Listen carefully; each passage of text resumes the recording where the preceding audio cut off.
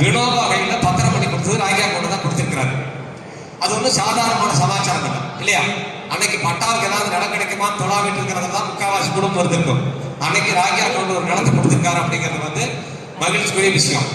இன்னொன்று, அதே குடும்பத்தை சார்ந்தவங்க தான் மறுபடியும் 72ல இவங்களுக்கு ரங்கநாதன் குடும்பத்துக்கு பட்டா கொடுக்கறதுல முன்னணி வகித்து அதுக்கான ஏற்பாடுகளை செஞ்சு அந்த வேலையை செஞ்சது அந்த குடும்பம் தான். அதனால ஒரு பலத்த கரவொலி எழுப்பி ராஜா நன்றி தெரிவிச்சேன். இதுவல்லாத நான் இங்க இருக்கக்கூடிய கொங்கு வேளாளர் கவுண்டர்கள் சமுதாயத்தை சேர்ந்த மக்களுக்கு சொல்றேன், உங்களுடைய குடும்பத்தினுடைய தலைமகன் குடும்பம் இது, உங்களுடைய மூத்த சகோதரனுடைய குடும்பம் இது.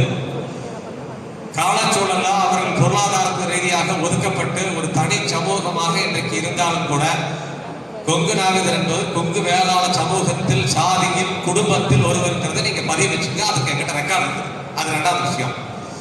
இப்ப கடந்த காலத்தில் நிற்கிற மாதிரியே நம்முடைய சகோதரனுடைய குடும்பத்திற்கு சொத்து இல்லாம பரிதாபமாக ஒதுக்கப்பட்டு இருக்கக்கூடிய குடும்பத்திற்கு இதுவரைக்கும் நீங்க எப்படி உறுதுணையா நின்னீங்களோ இதே வேகத்தோட இன்னமும் உற்சாகமாக அந்த பூமி அவங்களுக்கு முழுமையா சேர வரைக்கும் நம்ம ஓய மாட்டாங்கிறத நீங்க உறுதியாக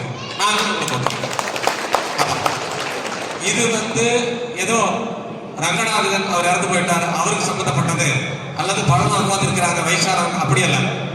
இந்த பூமி நம்ம பூமி, இந்த பூமி நம்ம குடும்பத்தை சார்ந்த பழநாளுக்கும் அவங்க வாரிசுகளுக்கு சொந்தமானது. இந்த பூமி நம்ம கைக்கு வரணும் அப்படின்னா பழநாள் கைக்கும் அவங்க வாரிசு கைக்கும் அது வரைக்கும் நம்ம ஓய மாட்டாங்கிறது நம்ம உறுதியா இருக்கோம். என்ன நடந்தாலும் சரி அதுக்கு நாங்கள் உங்களால் ஒத்துழைக்கிறோம்.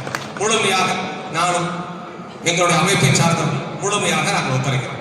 அதை இங்க நான் பதிவு பண்ணிடுறேன்.